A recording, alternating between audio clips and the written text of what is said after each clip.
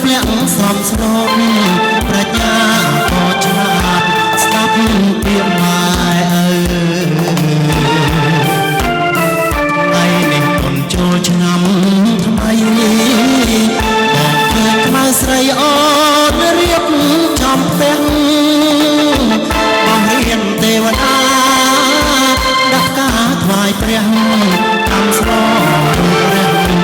ជួនម្ដាយទៅវត្តបងឃើញខ្មៅពូនភ្នំខ្សាច់រួចអូនដាក់បាតដងទឹកស្រោមព្រះជួននេះឃើញបងញញឹមសែនស្រស់អូនខ្មៅតែឈ្មោះសាច់សដូចសំឡី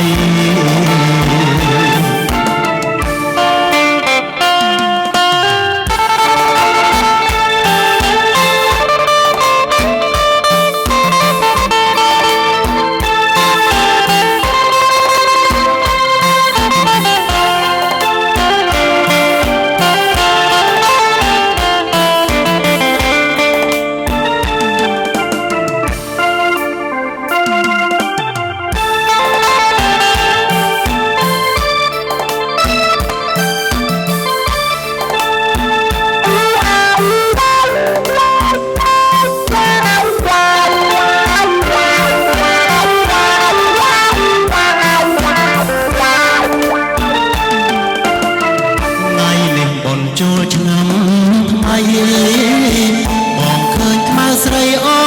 នរៀបចំផ្ទះបងរៀនទេវតា